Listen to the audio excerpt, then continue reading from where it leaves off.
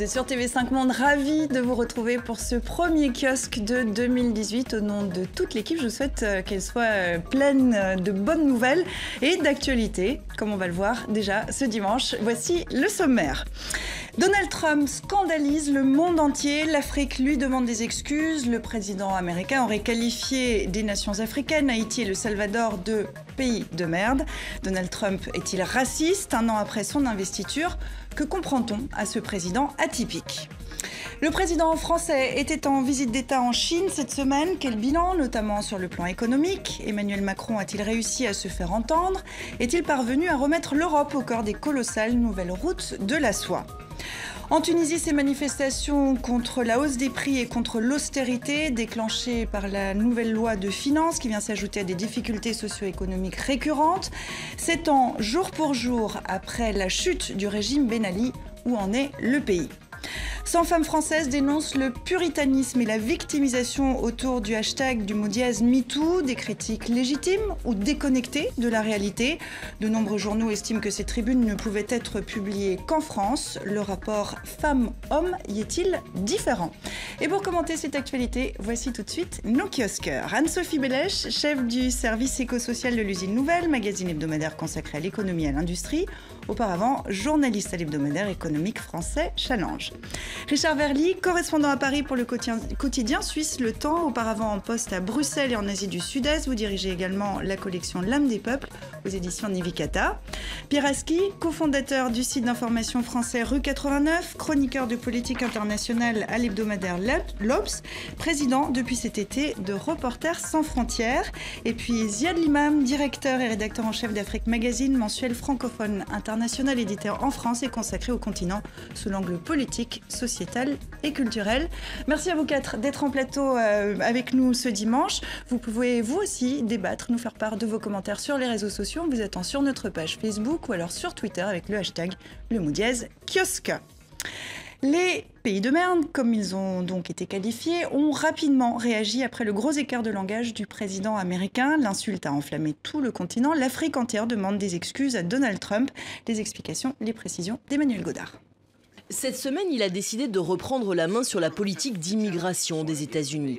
Lors d'une réunion sur le sujet, le Washington Post rapporte que le président s'emporte et demande: pourquoi est-ce que toutes ces personnes issues de pays de merde viennent ici?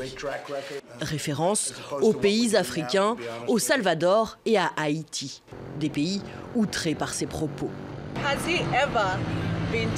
Est-il jamais venu dans ce pays qu'il appelle un pays de merde? Sérieusement, a-t-il seulement jamais vu ce qu'on a réalisé dans nos pays?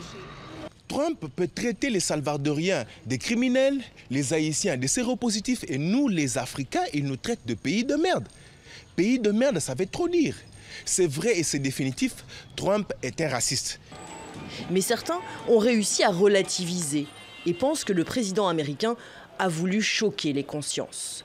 Moi, je ne condamne pas à 100% les propos de M. Trump parce que la faute incombe aussi à nos dirigeants politiques qui ne veulent pas améliorer nos conditions de vie sur le plan social, sanitaire et économique. Voilà pourquoi nous Africains, quittons nos pays dans le souci de vivre mieux.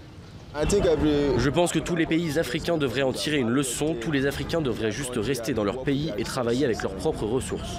Si la politique de Donald Trump est adoptée, le rapprochement familial sera réduit et fini la loterie annuelle de cartes vertes qui permettait d'entrer dans le pays en toute légalité. Et voilà, 7 gros mots en 4 minutes d'émission. Les propos attribués au président américain sur l'immigration issue de Haïti, du Salvador et des pays africains ont déclenché, vous le voyez, un tollé. Les ambassadeurs des 54 pays du groupe africain à l'ONU ne mâchent pas leurs mots. Ils dénoncent des remarques scandaleuses, racistes et xénophobes. Ils demandent des excuses. Est-ce qu'en effet, Donald Trump est raciste? C'est une question qu'on s'est déjà posée pendant sa première année de présidence, Pierre. Je pense qu'il y a un nombre suffisant d'épisodes et d'incidents depuis la campagne électorale, puis depuis qu'il est président depuis 1 an, pour pouvoir répondre oui. Je pense qu'il a une formation intellectuelle et une vision du monde qu'on peut qualifier de raciste. Ça paraît surréaliste de qualifier le président des États-Unis de raciste parce que on ne s'était pas posé la question en ces termes jusqu'à présent, mais il faut bien le dire qu'avec Donald Trump, oui. La vraie question, c'est que quand Donald Trump parle et qu'il emploie ces mots, Nous, à l'extérieur, nous sommes choqués, mais il ne nous parle pas à nous, il parle à sa base électorale. Et sa base électorale, on le sait, elle vient d'un vieux fond de l'Amérique profonde qui n'a pas complètement tourné la page, n'a pas réussi à laver complètement le passé et l'environnement raciste dans lequel ce pays a baigné. Et on le voit très régulièrement dans l'histoire de ce pays. Je suis d'accord, il parle en fait à sa base. Et en fait, cette déclaration, il l'a fait dans une réunion de politique intérieure, puisqu'il parlait à des congressmen, à des élus, en fait. Mais ce qui est bizarre, c'est que ça fait 1 an qu'il est président des États-Unis et il n'a toujours pas compris qu'il était président des États-Unis. Et donc, ce qu'il va dire sur la scène intérieure va avoir un impact très important à l'étranger. Et c'est plutôt ça qui est un peu inquiétant. Richard ? Oui, avec toujours cette question, c'est-à-dire que quand il utilise cette expression, est-ce qu'il l'utilise sciemment ou est-ce que finalement elle est tellement gravée dans sa tête qu'il la balance au milieu de la conversation sans même s'en rendre compte. Dans les deux cas, c'est absolument dramatique. C'est-à-dire que pour lui, il va de soi que ces pays sont des pays de merde. Il le pense, il le dit. Alors, et à un moment donné, soit il le dit pour choquer, encore une fois, comme le soulignait Pierre, parce qu'il sait que ça fait plaisir à son électorat, soit il le dit sans s'en rendre compte, parce que pour lui, c'est une évidence. Voilà, dans les deux cas, c'est dramatique. Du coup, il ne pense pas que c'est parfaitement humiliant pour tous ces pays. C'est ça. Alors, les ambassadeurs de l'ONU, les ambassadeurs africains s'inquiètent de la tendance, je cite, continue et grandissante de l'administration américaine à dénigrer le continent africain. Ce qui se passe là est un vrai problème diplomatique entre les États-Unis et les pays d'Afrique. C'est certainement un vrai problème. Enfin, c'est pas tous les jours qu'on se fait traiter de pays d'eux. Et donc forcément, il y a une réaction nécessaire qui n'a pas été totalement homogène partout. Il y a eu effectivement le groupe des ambassadeurs aux Nations Unies qui a réagi assez vite. Il y a certains pays qui ont réagi assez vite, soit par le fil Twitter, soit par des convocations d'ambassadeurs. On sent aussi que c'est un débat complexe. Vous avez vu un ou deux de vos interviewés dire après tout, on n'a qu'à avoir des meilleures économies, des chefs d'État plus performants, des démocraties plus ouvertes, de la transparence. Donc ça génère aussi un débat intérieur. Mais il y a quand même ce regard de l'homme blanc sur l'homme noir, dans le cas de l'Afrique, Haïti, mais aussi sur l'homme, on va dire, brun, sur l'Amérique centrale, mais aussi ce qu'il a dit un certain nombre de fois sur la Chine, sur les Chinois. Enfin, il y a tout. Moi, je pense que oui, c'est Porto Rico, qui est un État américain, par ailleurs. Donc, il y a la vision de... Je pense que c'est un racisme intégré, profondément installé dans sa personne, dans son regard blanc sur le reste du monde et sur son propre pays. Parce que quand il dit shithole countries, il parle aussi de l'Amérique, c'est-à-dire l'Amérique noire, l'Amérique latino, l'Amérique métissée, l'Amérique mélangée. Ça l'insupporte, comme ça insupporte une grande partie de ses électeurs blancs. Mais ces électeurs blancs, c'est pas non plus l'élite, c'est pas New York, c'est pas San Francisco, c'est pas Los Angeles. C'est quand même cette espèce de remontée, cette résurgence d'un nationalisme blanc, pauvre, populaire, qui est décidé à se débarrasser d'un certain nombre de choses. Et puis si on peut parler, parce que ça c'est la façade, ça agite tout le monde, mais derrière il y a un agenda aussi qui est en marche. Il se passe des choses sur le plan de la politique intérieure américaine qui sont très importantes. Et on va y venir. Et l'Amérique change. Alors d'un côté on traite les gens de pays d'eux, mais de l'autre côté on avance un peu partout sur tous les dossiers qui sont importants pour la droite américaine. Ce qui est très étonnant, l'Amérique c'est le pays qui a inventé le concept du soft power. Le soft power, c'est le fait d'irradier de l'influence sans avoir ni à déplacer ses armées, ni même à dépenser beaucoup d'argent parce qu'on est porteur de valeurs, d'un modèle. Et l'Amérique a vécu sur ce soft power depuis la Seconde Guerre mondiale. Hollywood, le rock'n'roll, etc. ont comme ça créé une sorte de fascination et de sympathie naturelle pour une certaine Amérique. Et Trump est en train d'inventer l'anti-soft power. C'est-à-dire que chaque fois qu'il ouvre la bouche, le reste du monde est stupéfait, choqué, consterné, et on le voit bien, c'est l'image de l'Amérique qui se dégrade, c'est pas simplement cet homme. Et tout ça arrive alors que ce livre vient de sortir, c'est un livre au vitriol, Fire and Fury Inside the Trump White House, qui est écrit par un journaliste controversé, Michael Wolff. Ce livre décrit un climat médiocre à la Maison-Blanche, une équipe montée manifestement à la va-vite, après une victoire qui n'était pas franchement prévue, à en croire le livre. Est-ce que c'est un coup dur pour la présidence Trump et en quoi il est clair cette année qui vient de s'écouler, puisqu'on fêtera les 1 an de l'arrivée au pouvoir de Donald Trump samedi prochain, Richard? Je ne suis pas sûr parce que sa stratégie politique, c'est l'antagonisation. L'antagonisation de tous ceux qu'il estime être ses adversaires, voire ses ennemis. Et donc, au fond, ça lui fait mal, évidemment. Ça va nourrir encore plus le mépris que beaucoup d'Américains et beaucoup d'étrangers ont pour lui, mais est-ce que ça touche sa base? Est-ce que vraiment elle est révoltée par les accusations? Il y a une phrase, je crois, alors moi j'avoue que je n'ai pas lu le livre, mais j'ai lu les extraits, il y a une phrase qui est formidable vraiment de ce qu'elle révèle. Wolf, à un moment donné, le journaliste, l'auteur, pose la question des white trash, c'est une expression désagréable pour décrire cette Amérique blanche de la base, hein, les résidus blancs, et lui répond, Trump, de toute manière ils sont comme moi, la seule différence c'est qu'ils sont beaucoup plus pauvres. Mais on va avoir un test très rapide puisque nous sommes en année électorale aux États-Unis. Et en novembre, vous avez les midterm elections, c'est-à-dire la première sanction véritable. Là, on parle de sondage, effectivement, sa cote de popularité est très basse, mais on va avoir un vrai sondage grandeur nature que vont être ces élections, ce renouvellement partiel du Congrès, et qui va déterminer la suite de l'avenir politique de Trump. Parce que s'il perd effectivement ces élections, il est probable que l'appareil d'État, l'appareil républicain, l'appareil du Congrès va essayer de le marginaliser, en tout cas de l'empêcher de sévir. Aujourd'hui, il a les coudées franches dans la mesure où le système le lui permet. Il y a quand même beaucoup de contre-pouvoirs et de garde-fous aux États-Unis, mais en tout cas, on voit bien que ce président dysfonctionnel qui a changé 14 fois son équipe, enfin, il y a un turnover incroyable autour de lui, il est encore là, il est encore capable même de faire passer sa réforme fiscale qui était un moment extrêmement important. Alors cette étrange présidence, je le disais, a commencé il y a un an, premier anniversaire samedi prochain. Il entrait au taudis, comme il avait à l'époque qualifié la Maison-Blanche. Regardez la une de l'hebdomadaire britannique The Economist, un an d'âge, et cette question, je vous la pose, la présidence Trump est-elle vraiment si mauvaise? Elle est chaotique, ça c'est sûr. Est-ce qu'elle est mauvaise? Elle est idéologiquement très très marquée. Il y a une espèce de pacte du diable entre le parti républicain qui accepte ce président dysfonctionnel, dangereux, cintré, cinglé, qui prononce des insultes, qui a un dossier... On en parlera peut-être tout à l'heure, sur le plan, par exemple, de ses relations avec les femmes. Il y a 50 procédures en cours, parce qu'on n'en parle plus beaucoup, mais elles sont toutes en marche. Donc, ils acceptent ce type parce que, de l'autre côté, ils obtiennent des choses qui sont très importantes pour eux. Tu as parlé de la réforme fiscale, qui est une réforme de riches, pure et absolue. Il y a le noyautage de l'appareil judiciaire américain par des juges jeunes, conservateurs, qui vont être là pour 40 ans et qui sont l'endroit où l'Amérique quotidienne règle ses problèmes de race, de gender equality, de rapport entre les hommes et les femmes, de travail, etc. Il y a la Cour suprême qui maintenant est définitivement ancrée à droite pour un certain temps aussi, si on voit les durées généalogiques. Donc il se passe des choses que les républicains, la dérégulation absolue de l'économie américaine, la dérégulation de tous les textes sur l'écologie, sur les parcs nationaux, sur le offshore drilling, sur les côtes. Donc c'est quand même phénoménal tout ça. Mais ce qu'on retient la fin de la neutralité du net. La fin de la neutralité. Mais ce qu'on retient quand même aussi, c'est justement ce côté un peu chaotique. Est-ce qu'on comprend mieux la psyché de Donald Trump après un an? Juste un dernier point, et vous parliez du monde, il s'en fout du monde. Je veux dire, on est tous préoccupés de son regard sur le monde, mais je pense que ce type se fout complètement de notre opinion et de l'opinion de toutes les élites libérales du monde. On verra les résultats au mi-terme, mais je pense qu'il continue de vouloir cliver, en fait. Le bouquin qui est sorti, il l'a traité de fake news, et d'ailleurs, il va y avoir un événement intéressant la semaine prochaine, puisque mercredi soir, il va présider, c'est complètement inédit, une cérémonie des fake news, en fait, où il va décerner aux principaux médias américains le prix des fake news.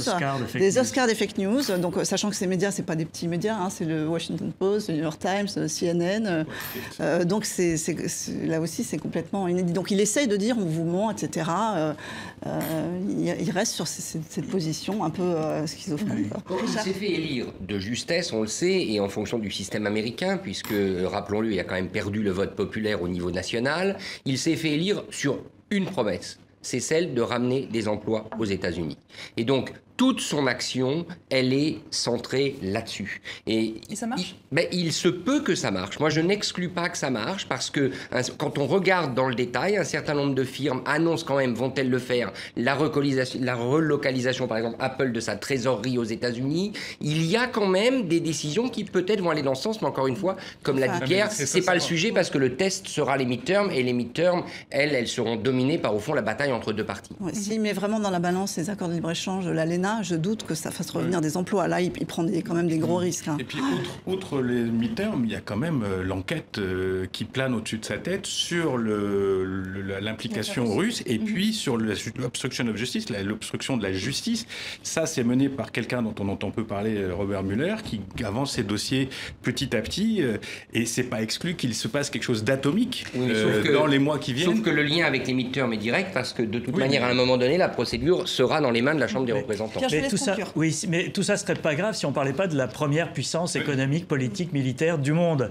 Et finalement, ce qu'on voit depuis un an, c'est un affaiblissement considérable de l'influence, non pas tellement du poids des États-Unis qui reste majeur, mais de la capacité des États-Unis à organiser des coalitions, à rassurer ses alliés, à travailler avec le reste du monde. Vous savez, la blague à la mode à Pékin, c'est le programme de Trump, Make China Great Again. Et vous me lancez une transition parfaite, Pierre, puisqu'on va enchaîner, on va se rendre en Chine. C'est là que se trouvait le président français cette semaine pour une visite d'État de 3 jours, une méga commande pour Airbus, un cheval en cadeau, du Johnny au dîner et quelques mots en mandarin. C'est le début, je vous le dis. Allez-y. Ça fait Jean Di Qiu Zai Ci Wei Da. Jean Di Qiu Zai Ci Jean. Oui. Qu'est-ce que. Bon, Alice. Non, mais je dis tiens. Jean, c'est comme Jean, quoi. Jean, ouais. Alors, où est-ce que je respire là-dedans? Jean Di Qiu Zai Ci Wei Da. Jean Di Qiu Zai Ci Wei Da. Jean Di Qiu. Di Qiu. Di Qiu, ça veut dire la terre. C'est faire que Di Qiu, la terre, Zai Ci à nouveau soit grande. Jean Di Qiu Zai Ci Wei Da. Si jamais vous prononcez un truc un peu différemment, est-ce que ça fait un contresens ou un... Non, les gens ne comprennent juste pas. Jean Di Qiu Zai Ci Wei Da. Voilà, c'est l'Élysée qui a publié ce petit document sur Twitter. Pierre, vous qui connaissez bien la Chine et qui devez avoir des notions, il s'en sort bien le président français en mandarin? Écoutez, on parlait tout à l'heure de soft power. Cette séquence qui a été mise en ligne par l'Élysée de la répétition du slogan en chinois, elle a été virale sur les réseaux sociaux en Chine. Elle a été vue des millions et des millions de fois. Et je pense que Emmanuel Macron était attendu justement sur son aura, sur sa relation avec sa femme qui interpelle beaucoup les Chinois qui ne comprennent pas qu'on puisse avoir une femme plus âgée, sur sa jeunesse, etc. Et il en a joué de ça, je pense, de manière assez efficace. Sa visite a 2 intérêts. La première, c'est effectivement que voilà, les Chinois ont découvert un visage nouveau qui change complètement leur perception de l'Europe, qui est la vieille Europe, qui n'est plus très dynamique, etc. Là, tout d'un coup, un président qui leur dit on va réinventer le monde ensemble, etc.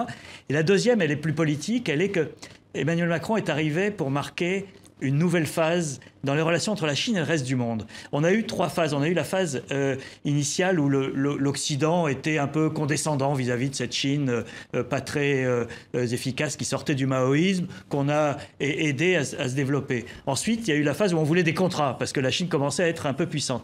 Maintenant, on vient et on leur dit attendez, réciprocité, relations plus égales. C'est ce que Emmanuel Macron a dit sur la route de la soie. Cette route de la soie ne peut pas être à sens unique. On va y venir à la route de la soie parce qu'on l'a bien compris, c'était un voyage qui était très tourné vers le commerce, l'économie. Anne-Sophie, est-ce que le bilan est bon? Le bilan au niveau des contrats, faut bien dire, il n'y a pas grand-chose. En gros, les Chinois ont acheté 184 Airbus. Qui seront fabriqués en Chine. Voilà, en plus, ils ont une usine à Tianjin. Et quand Donald Trump était venu en novembre dernier, ils avaient acheté 300 Boeing. Donc c'est une sorte de politesse minimum d'acheter 180 Airbus. Après, il y a cette fameuse usine d'Areva de recyclage de combustible. C'est très très loin d'être fait. Ça faisait 10 ans qu'on en parle. Et le communiqué même qu'a fait Areva après était nous sommes contents de l'avancée des négociations. Donc vraiment, on en est après protocole. Donc de ce point de vue-là, c'est pas très satisfaisant. Donc c'est sûr que c'est pas pour aller chercher plus généralement. Je partage l'avis de Pierre. Plus généralement, parce qu'il y a ces nouvelles routes de la soie qui sont très stratégiques. De dire voilà, maintenant la nouvelle politique, c'est la réciprocité, c'est on sort de la naïveté. Et il arrive effectivement comme leader européen et il sait que cette fois-ci, il est baqué par l'Allemagne en fait, parce que longtemps c'est vrai que la Chine a joué des divisions parce que les Allemands ne voulaient pas perdre cet Eldorado de marché, mais il y a eu un événement assez traumatisant pour les Allemands en fait en 2016. Les Chinois ont acheté une entreprise qui s'appelle KUKA, que personne ne connaît dans le grand public, mais qui est une entreprise de machines-outils, de robots extrêmement performante. Et ça a fait beaucoup de vagues en Allemagne, à tel point que l'entreprise suivante de machines-outils qui s'appelle Extron, l'Allemagne a mis son veto. Donc maintenant, il y a une cohérence du vu sur l'idée que les Chinois ne peuvent pas acheter tout et n'importe quoi sans réciprocité. D'ailleurs, Bruno Le Maire a eu des mots très durs. Il a parlé d'investissement de pillage. Mais justement, parce que l'idée qui sous-tendait aussi peut-être ce voyage, c'est qu'il y a une relation qui est déséquilibrée entre l'Europe, la France et la Chine. Est-ce qu'Emmanuel Macron est arrivé à rééquilibrer un petit peu et notamment à percer le protectionnisme chinois? Je pense que ce que Pierre a dit, et ce que vous avez dit aussi, c'est que le message, c'est l'Europe est de retour. Je l'incarne. On va négocier sur des bases beaucoup plus réalistes. Il y avait un problème de leadership, c'est en train de se régler de notre côté. Et donc maintenant, parlons business. Et je pense que c'est aussi un président qui, contrairement peut-être à ses prédécesseurs français, il a une approche business. Il a une approche, il a un cerveau, un format ex-banquier qui lui permet de poser les choses sur la table et d'avoir ce rapport à la fois assez franc et assez pragmatique. Et tous les interlocuteurs qui ont eu affaire à lui disent c'est pragmatique. On est sur un débat comme ça. Deuxièmement, sur ces fameuses routes de la soie dont tout le monde se gargarise, c'est un projet qui est extrêmement dangereux pour l'Europe. Et les Européens ont une attitude extrêmement ambiguë là-dessus. Lors des négociations qui a eu lieu, je ne sais plus très bien quand, il y a 6-8 mois, l'Europe a posé un certain nombre de limites à ce projet parce que c'est clairement un projet d'expansionnisme chinois. Oui. On va regarder. Et a refusé de signer. Et donc, on va regarder une carte puisqu'on en parle pour que tout le monde comprenne bien, parce que je crois que tout le monde ne comprend pas bien ce que sont ces nouvelles routes de la soie. C'est un projet absolument pharaonique qui est destiné à relier la Chine à l'Europe, Kazakhstan, Russie, Biélorussie, Pologne, Allemagne. Il s'agit de tracer de nouvelles voies commerciales pour alimenter les appétits de Pékin. Une soixantaine de pays, près de 4,5 milliards d'habitants.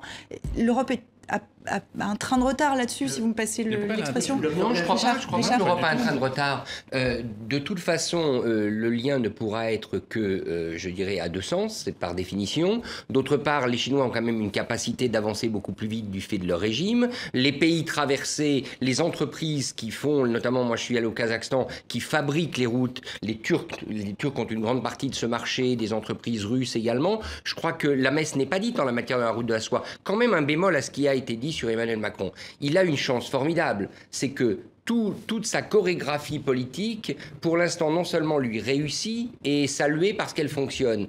Attendons juste quand même de voir les résultats. Les Chinois sont probablement plus malins. Macron est venu sur leur terrain. Ils vont maintenant avoir des exigences vis-à-vis de la France. Et je suis curieux de savoir si Emmanuel Macron pourra y répondre. Emmanuel Macron, en privé, reconnaît que les Chinois ont déjà réussi à diviser l'Europe.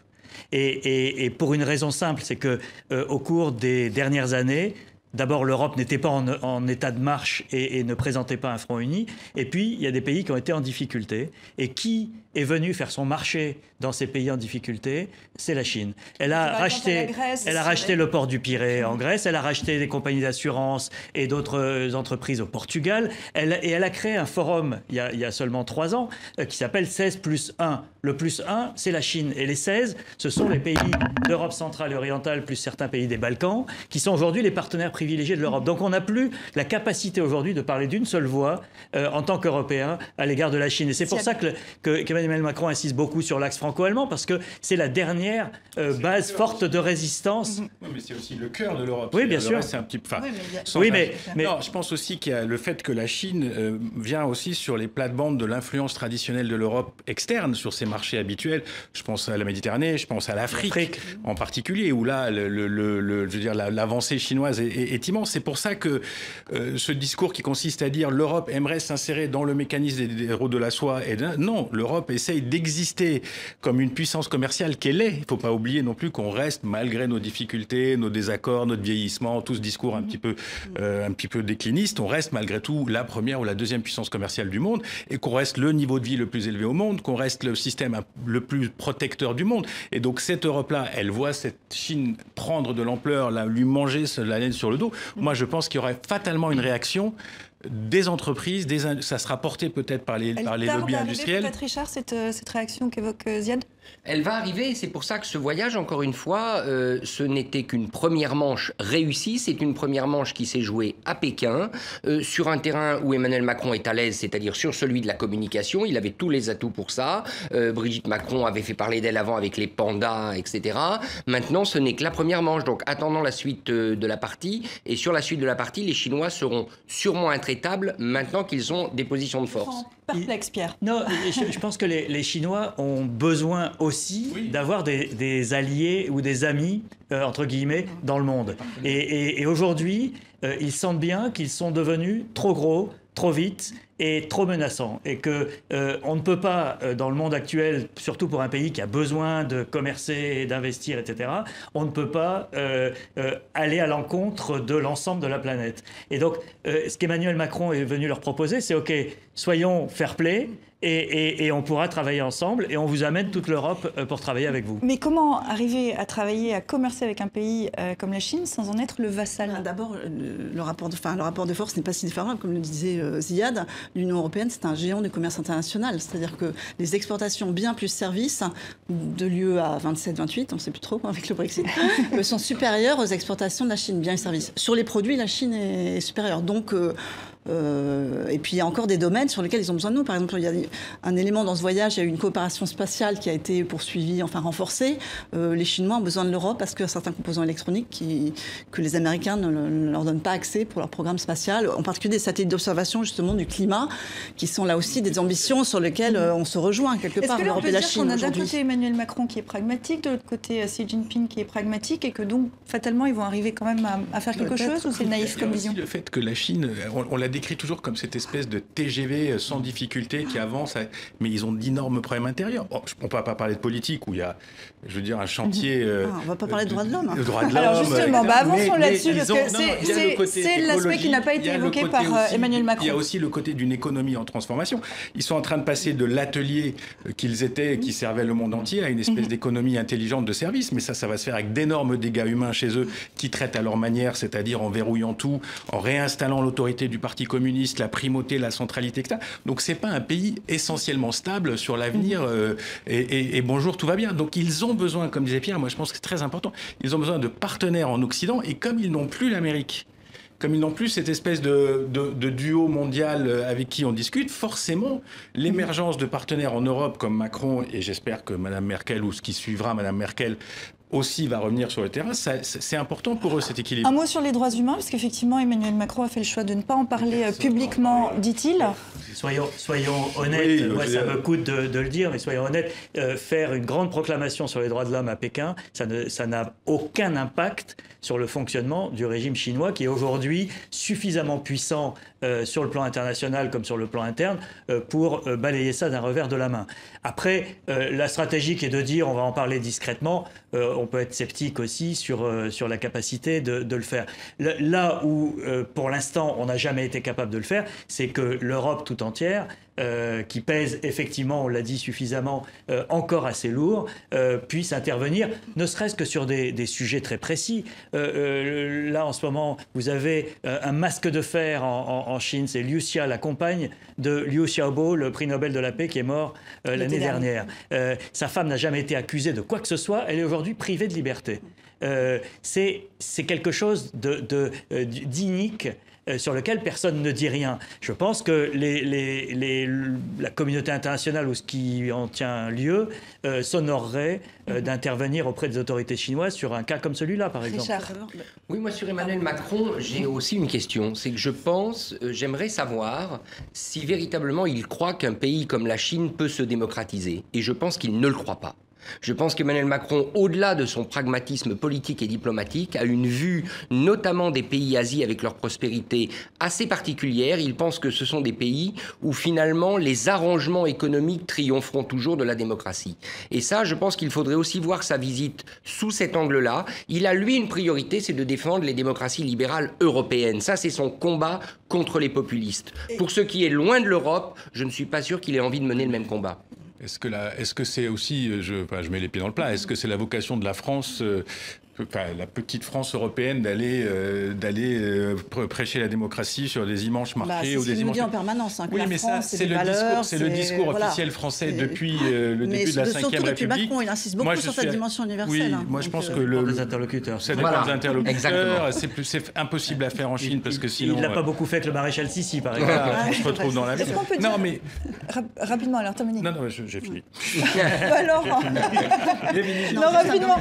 Il a dit c'est plus plus efficace en privé qu'en public, peut-être. S'il a un cas qu'il a évoqué, c'est sans doute celui effectivement de la veuve du prix Nobel, et on verra, on va voir s'il se passe quelque chose. Vraiment, pour conclure d'un mot sur ce thème, Pierre, est-ce qu'on peut dire qu'Emmanuel Macron a ouvert le volet asiatique de sa politique étrangère?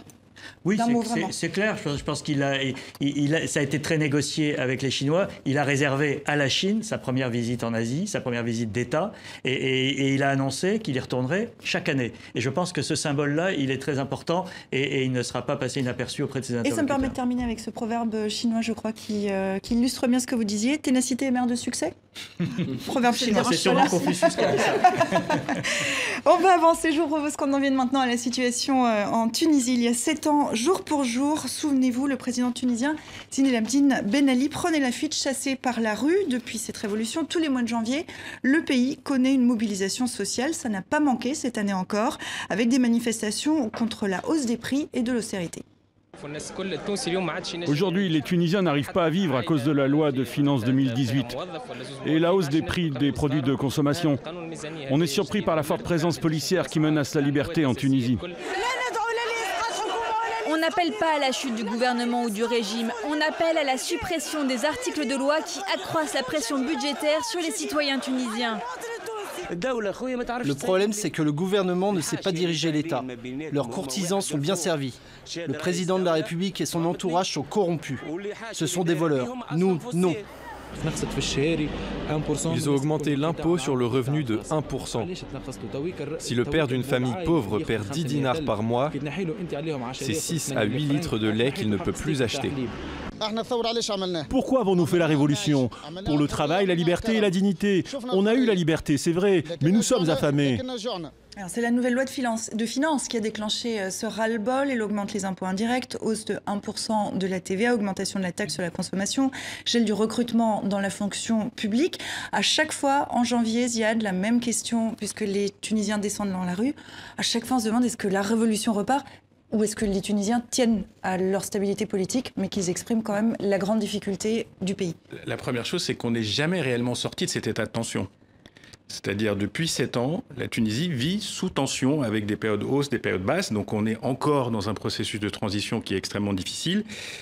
Ce qui rend les choses chaque année de plus en plus douloureuses, c'est la situation économique du pays qui est extrêmement fragile. Ça s'est aggravé très brutalement après la Révolution parce qu'il y a eu une part de désinvestissement, les gens ont eu peur, ils n'ont pas voulu venir, etc. Et puis il y a eu surtout un endettement massif de l'État, un manque de réformes. Donc la compétitivité qui était déjà un problème avant, le manque de compétitivité s'est accentué. Les inégalités sociales entre les régions et la côte qui était un des arguments essentiels des révolutionnaires, ça n'a pas été réglé. Le travail, le chômage, en particulier toute cette jeunesse qui est en plus maintenant, c'est la jeunesse qui est née de la Révolution.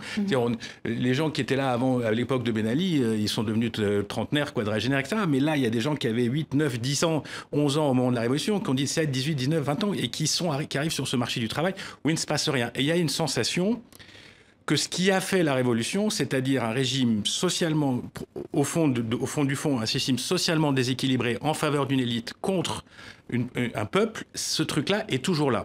Ça, c'est le moteur de ce qui se passe aujourd'hui et avec vraiment un affaiblissement qui touche les parties les plus populaires du pays. C'est-à-dire les élites traditionnelles, elles souffrent un tout petit peu, mais on vit très bien comme on vivait avant, donc il n'y a pas de difficulté. Par contre, toute cette population-là, elle souffre.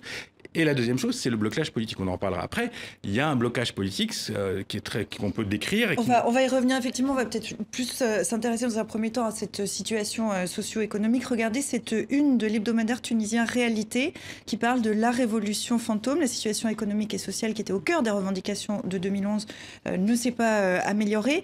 Le gouvernement a annoncé des mesures en faveur des familles modestes dans l'espoir de désamorcer cette crise contre ces revendications contre la vie chère. Et notamment une annonce de l'augmentation des allocations sociales. Mais est-ce que des réformes de fond ont été faites en 7 ans en Tunisie ? L'un des problèmes, c'est que, ça a été dit par un des personnages de votre reportage, c'est que effectivement cette révolution, elle avait 2 pieds. on s'est tous focalisés sur le volet liberté et la constitution tunisienne est exemplaire et de ce point de vue-là, il y a beaucoup de choses qui ont été faites. Mais le détonateur de la révolution tunisienne, c'était la frustration des gens de Sidi Bouzid, de l'intérieur du pays, face à une situation d'inégalité, de marasme social, etc. Et de ce point de vue-là, rien n'a changé, en tout cas dans la perception des gens. Et ce qui est grave, c'est que le budget des salaires de la fonction publique a doublé depuis la Révolution. C'est-à-dire que le seul moyen qu'ont eu les gouvernements successifs, et il y en a eu beaucoup en 7 ans, ça a été de recruter des fonctionnaires pour calmer la grogne. Et le résultat, c'est qu'aujourd'hui, il n'y a aucune marge de manœuvre budgétaire. Mais Anne-Sophie, pourquoi le pays n'arrive pas à reprendre la main économiquement? C'est ça qui a pas mal empiré les choses, je pense. Enfin, j'ai des connaisseurs meilleurs que moi, mais c'est vrai qu'il y a eu énormément. Il y a eu 7 chefs de gouvernement, je crois, depuis la Révolution de Jasmin.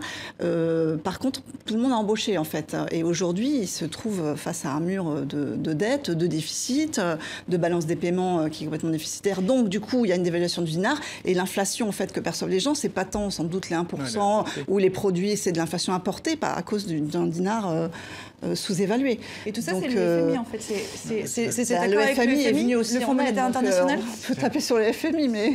Oui, voilà, ils ont souvent bon dos, c'est bien, mais c'est un peu... C'est vrai que les bailleurs de fonds disent il faut que vous réformiez, voilà, vous ne pouvez pas vous payer autant de fonctionnaires. Richard. Oui, une question quand même assez terrifiante, c'est le problème des calendriers. Le calendrier politique, social et le calendrier économique ne coïncident pas. Faire revenir de toute manière la confiance des investisseurs dans la Tunisie après les événements, après le printemps arabe, après les événements qu'il y a eu après les attentats, c'est très très difficile. Donc les gouvernements successifs effectivement ont été des gouvernements tous clientélistes. C'est d'ailleurs un régime avant tout clientéliste. Donc comment on fait? Moi je pense que même si un gouvernement, d'abord, peut-on avoir un gouvernement qui ait la capacité politique de mener des réformes? Si oui, quelles réformes et dans quelle mesure elles produiront leurs effets? On est véritablement dans presque le piège démocratique parfait d'un pays émergent. La difficulté, c'est que ce gouvernement, il représente un éventail politique extrêmement large, puisque c'est l'alliance entre le parti du président et le mouvement Ennahda. Et que ce sont les deux principales forces politiques et que on a ce consensus provisoire qui dure maintenant depuis quelques années, qui a permis de stabiliser les choses après des années un peu turbulentes, mais qui ne permet pas de réformer le pays. Sauf que la seule raison du consensus, c'est la stabilité. Alors, Ziad et ensuite Sophie. D'abord, il faut dire que c'est pas si simple de réformer une économie. C'est pas si simple de passer de 1% de croissance à 5% de croissance. C'est pas si simple quand il faut gérer des équilibres politiques intérieurs. Et donc, on peut aussi, sans générosité excessive, dire que ce qui se passe en Tunisie reste quand même quelque chose qui relève de l'exemplaire par rapport à toute la situation de ces printemps arabes où on vous y emmener. Il y a un deuxième point qui compte, c'est qu'on a, je dis on parce que je suis aussi tunisien, on n'a pas beaucoup été aidé. Quand on voit l'argent qui a été mis en Égypte, entre autres, pour stabiliser l'Égypte. On parle de dizaines de milliards de dollars. Et puis le FMI, on verra bien. Et puis l'ajustement structurel, on verra bien. Et puis c'est vrai qu'il y a le terrorisme, donc il faut les aider. Mais en Tunisie aussi, on était menacé et on est menacé par des mouvements terroristes. Il y a eu des attentats extrêmement gravissimes qui ont sabordé le tourisme et l'investissement. On n'est pas aidé plus que ça. Je ne vois pas des centaines de millions d'euros arriver. Je ne vois pas une Union européenne particulièrement mobilisée. Plan Marshall, etc. Donc il y a le fait que c'est un pays qui est aussi un petit peu tout seul à se dépêtrer dans une situation en plus régionale, Libye à côté, Algérie de l'autre côté, Sahel en dessous. Enfin, c'est extrêmement difficile.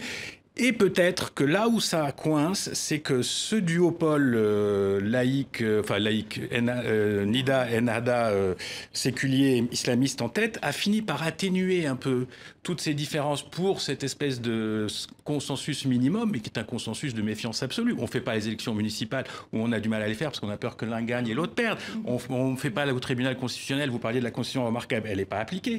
Le tribunal constitutionnel, la cour constitutionnelle n'est toujours pas placée parce qu'on a peur qu'elle soit de l'un ou de l'autre. Donc on ne sort pas non plus de ce duo. On sent un besoin déjà de renouvellement, c'est-à-dire de sortir de cette phase transitionnelle par quelque chose de plus dynamique qui serait incarné par une génération plus jeune, mais c'est difficile aussi que cette génération... Qui n'est pas structurée peut-être et encore puis, politiquement. Il faut en plus le syndrome qui est celui de l'âge du capitaine. Oui. Le président, il a plus de 80 ans, et bien évidemment, tous ceux qui envisagent de prendre son poste attendent... Il y a un Premier ministre relativement jeune dont tout le monde parle parce que tout le monde spécule sur lui, je m'arrête là, mais dont tout le monde essaye aussi de faire en sorte qu'il n'existe pas. pas, le moins possible. Anne-Sophie. Oui, non, je voulais dire que le duo de partis, effectivement, Enarda, on peut faire des réformes, on peut se mettre d'accord sur des réformes économiques. Je pense d'ailleurs ils y sont arrivés et ça progresse. Le code des investissements, dont on parlait depuis 3-4 ans, ça y est, il est en œuvre depuis mars dernier. Il y a un code des investissements qui est censé favoriser les investissements étrangers. Effectivement, il faut y avoir de la confiance, mais il y a quand même des choses. Et puis moi, j'ai envie de donner quand même une note d'espoir parce que j'étais en Tunisie il y a 2 mois et il n'y a pas rien qui s'est passé pendant toutes ces années. Je suis allée voir dans 2 secteurs, l'automobile et l'aéronautique.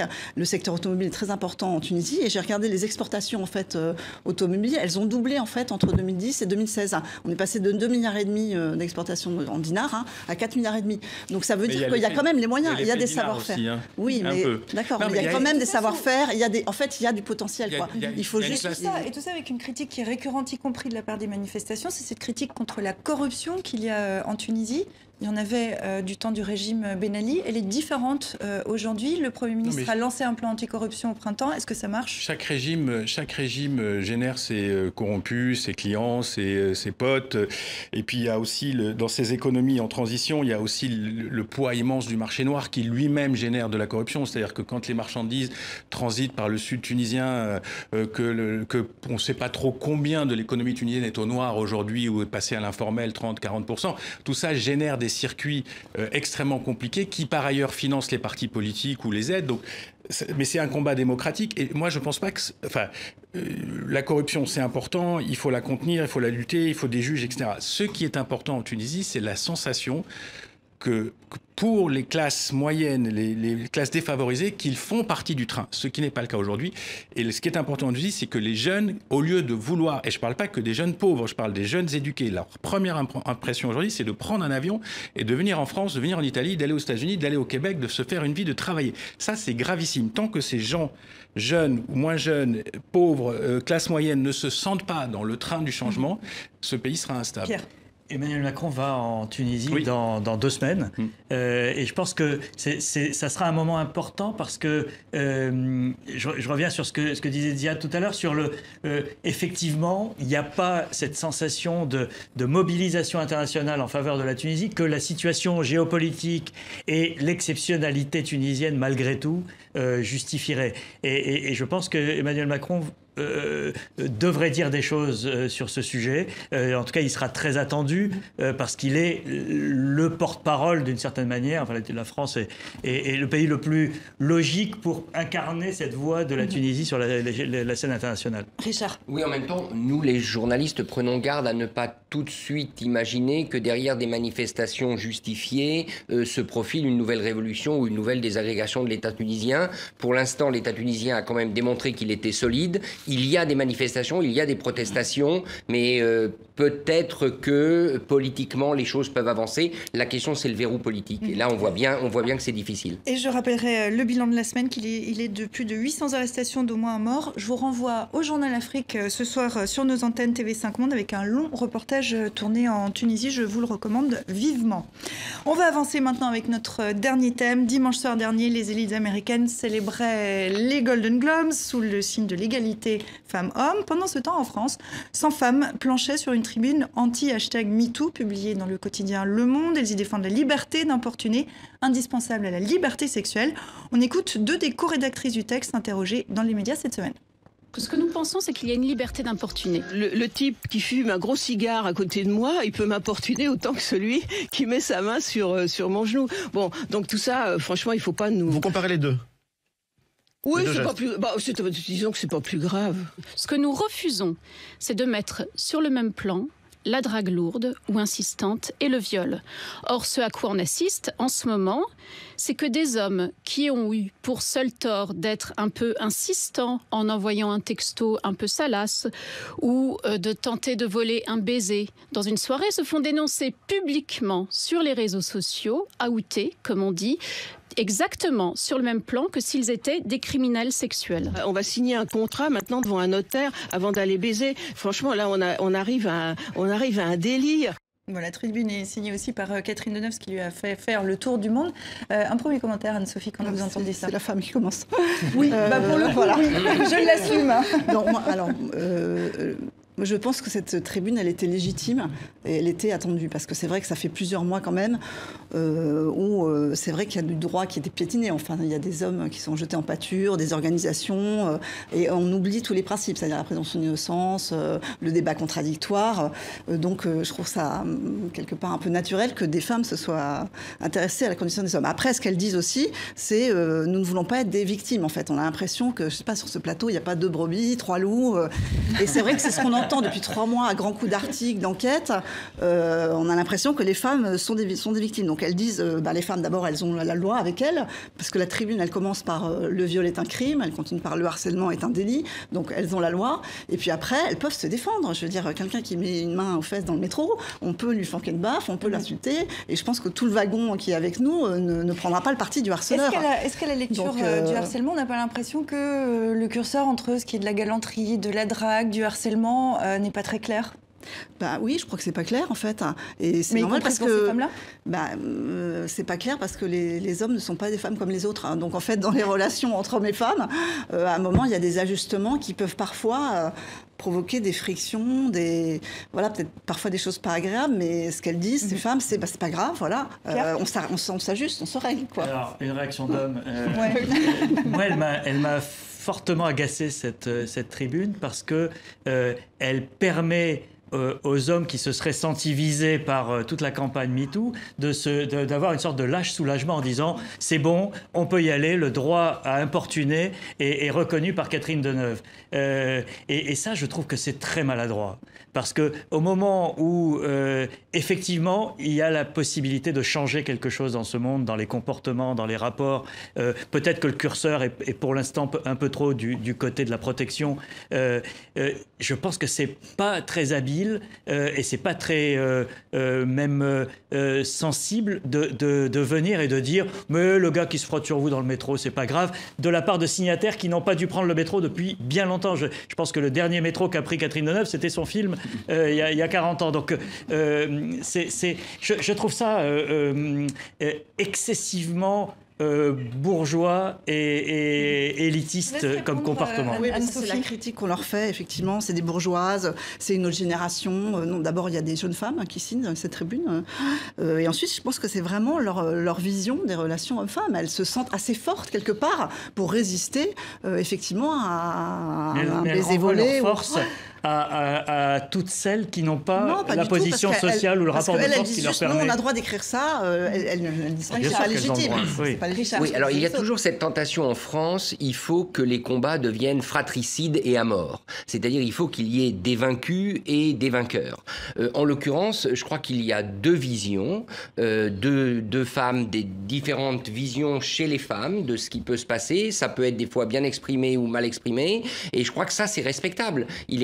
Ce débat-là, il est respectable. Est-ce que la manière dont il a été mené, est-ce que certaines des signataires n'auraient pas dû s'abstenir? Je dois dire que si j'avais été, ce n'était pas du tout le cas, le coordinateur de cette tribune, j'aurais peut-être hésité à faire signer Brigitte Lahaie, qui est une ancienne actrice porno, devenue une commentatrice de faits de société. Parce que là, on est très typé, en quelque sorte. Donc peut-être que la composition de ce panel n'était pas idéale, mais moi, personnellement, je trouve que le débat doit avoir lieu, et c'est pas des femmes qui vont l'emporter contre les autres, c'est des femmes qui doivent continuer de coexister les unes et les autres, avec chacune leur point de vue sur ce que le comportement masculin doit être. C'est le signal qu'un débat de société est lancé depuis quelques mois pour vous. Non, mais c'est un débat absolument essentiel. Et puis, il n'est pas franco-français. Il est parti des États-Unis sur une affaire particulière. Il a enflammé les États-Unis. Il est arrivé en Europe. Il était dans le monde entier. On a ouvert un débat essentiel qui était quand même, malgré tout, relativement masqué, qui était celui d'une certaine violence institutionnalisée par des rapports de pouvoir, etc. Et donc, on a fait sauter le couvercle. Moi, je trouve absolument normal qu'il y ait des différences dans le traitement de ce débat. Je ne suis ni pour ni contre la tribune de Mme Millet, Deneuve, etc., comme je ne suis ni pour ni contre ce que disent d'autres gens, etc. Je trouve que l'écho, les excès, ça fait partie de cette discussion qui est essentielle. Après, moi, j'ai une fille. Je veux que le monde dans lequel elle soit et dans lequel elle grandisse soit un monde où elle se sente libre, de bouger, de se déplacer, de sortir le soir, de ne pas se sentir agressée, etc. Donc, et qu'elle puisse avoir la place qu'elle a envie d'avoir. Bon, pour moi, c'est ça. Pour moi, c'est ça, c'est le droit et c'est cette liberté. J'ai lu un texte un petit peu à contraire, mais encore une fois, j'ai pas d'opinion. J'ai lu le texte de Leila Slimani qui s'appelle j'ai le droit, je me rappelle plus exactement, de ne pas être importuné. C'est exactement ce qu'elle dit. Et je pense qu'on peut tous être à peu près d'accord sur les bases de ça, sachant que l'opinion féminine sur cette question est aussi diverse qu'il y a de femmes, et sachant que le regard des hommes sur cette discussion est aussi divers qu'il y a d'hommes, et qu'on n'obtiendra pas une espèce de... Non, mais ce qu'il y a, c'est qu'on a, pendant 3 mois, on a l'impression qu'il y avait un consensus des femmes pour le MeToo et pour les victimes. Et d'ailleurs, il y a eu une manifestation des féministes, justement, c'est les premières qui avaient lancé Balance ton port, qui ont fait une manifestation à la République. Moi, j'habite à côté, il y avait une centaine de femmes. S'il y avait 30 millions de femmes, il y a 30 millions de femmes en France, s'il y avait 30 millions de victimes, il n'y aurait pas eu quelques centaines. Il y en aurait eu des milliers. Donc, en fait, l'ampleur du phénomène du harcèlement, je pense, n'est pas aussi importante. Il y a l'effet des réseaux. Voilà, il y a un effet réseau, il y a un effet média aussi, parce que les médias font des choux gras, ils font beaucoup d'articles, je ne sais pas si vous avez remarqué, et on a appris hier, si vous avez lu Le Monde, qu'il y avait une équipe, une task force de 15 personnes au monde pour enquêter sur les phénomènes de harcèlement sexuel, parce qu'ils pensent que c'est très important. Mais si on met 15 journalistes, effectivement, on va chercher, on va gratter, on va trouver des choses. Et des fois, il y avait des articles où il n'y avait pas grand-chose. Ça pose une question aussi, c'est est-ce qu'il y a un vrai changement de société malgré tout, avec cette parole des femmes qui s'est libérée? Oui. Est-ce que vous le constatez? Je voudrais continuer sur ce qui vient d'être dit, parce que ça a eu des répercussions au-delà du harcèlement sexuel. Prenez ce qui s'est passé il y a quelques jours en Angleterre. La correspondante de la BBC à Pékin a démissionné de la BBC, vénérable institution britannique, parce qu'elle a découvert qu'elle était payée 50% de moins que des gens qui avaient le même poste au sein de la BBC. Mais oui, mais est-ce qu'elle aurait démissionné? Est-ce qu'elle aurait démissionné avant cette affaire? Je ne suis pas sûr. Je pense que ça a ouvert la question de l'égalité, du respect, de la dignité des rapports hommes-femmes d'une manière incroyable. Et là-dessus, il y a quand même un phénomène générationnel, qu'on le veuille ou pas. Et moi, je pense qu'entre Catherine Deneuve et Leila Slimani, il y a à la fois 2 regards, et il y a aussi 2 générations qui ont, sur ces rapports hommes-femmes et sur cette question, une vraie différence qui est en partie générationnelle. Non, mais l'égalité professionnelle, c'est sûr. Richard ensuite. Encore une fois, on n'est pas obligé de tous penser la même chose sur quelque chose d'aussi fondamental. Et je pense que tout le monde a une part de vérité. Et deuxièmement, un des bénéfices de nos démocraties, c'est qu'il y a un système de droit qui est très clair en termes d'infraction, en termes de justice, et que donc on verra, par exemple, dans le nombre d'affaires qui ont été balancées dans le public, on verra comment ça va se passer sur le plan judiciaire, si un tel vont être poursuivis en justice, s'il va y avoir des plaintes formelles, ça compte quand même en démocratie, ça. Et c'est là peut-être que je trouve que les réseaux sociaux ont un impact grossissant et dangereux, parce que effectivement... les sanctions, elles sont immédiates. Richard, pour conclure. Oui, avec cette difficulté qu'il ne faut pas non plus que la parole se verrouille. C'est-à-dire que parce que tout ce qu'on a appris sur le harcèlement, tout ce qu'on a appris sur les abus de pouvoir, les abus sexuels de pouvoir, on pourrait dire, des hommes, ne doivent pas conduire non plus à verrouiller complètement la parole sur ce sujet. Et là encore, j'ai une interrogation sur la France, mais j'arrive pas à y voir juste au niveau européen. J'arrive pas à voir juste au niveau européen, mais j'ai pas l'impression qu'en Allemagne, qu'en Angleterre, qu'en Espagne, le débat ait pris des proportions aussi conflictuelles et difficiles. Là, on a vraiment l'impression qu'il faut faire taire certaines femmes en France, peut-être parce qu'elles sont dans des positions effectivement de pouvoir. Je dirais juste, essayons de trouver quand même un juste respect de la diversité des opinions. On a déjà une position plus égalitaire des femmes en France par rapport à l'Allemagne. Les femmes travaillent plus, les femmes sont plus en responsabilité. Et en tout cas, la parole, vous le voyez, n'est pas verrouillée à kiosque, c'est très bien. On termine comme toujours avec Dilemme. Regardez, on va regarder les dessins de cette semaine. Il revient sur Trump, évidemment, Donald Trump qui divise l'Amérique, des visages cachés. D'un côté par une capuche pointue emblématique de la haine des suprémacistes blancs du Ku Klux Klan, de l'autre par un sac en papier pour masquer la honte de certains Américains face à leur président. Donald Trump encore qui agite la menace nucléaire avec ici un nid de clown. Il se vantait récemment d'avoir un plus gros bouton que son homologue nord-coréen Kim Jong-un. En Allemagne, grosse coalition et gros soulagement. La chancelière Angela Merkel a trouvé un accord avec Martin Schulz, conservateur et sociodémocrate, prévoit de limiter le nombre de demandeurs d'asile. Il ne nous calcule même pas, disent-ils, constate cette famille. Le 7e anniversaire de la révolution de Jasmin, Sassaros, s'exclame ce Tunisien en train de se verser de l'essence sur la tête. On se rappelle que c'est l'immolation d'un vendeur ambulant qui avait déclenché la contestation de 2011, pur dilemme. Et enfin, ces Saoudiennes qui ont pour la première fois pu assister à un match de foot dans un stade. Ça nous change du petit écran, se félicitent ces 2 femmes derrière leur petite ouverture de niqab. Voilà, c'est tout pour aujourd'hui. Merci beaucoup de nous avoir suivis. On vous donne rendez-vous dimanche prochain.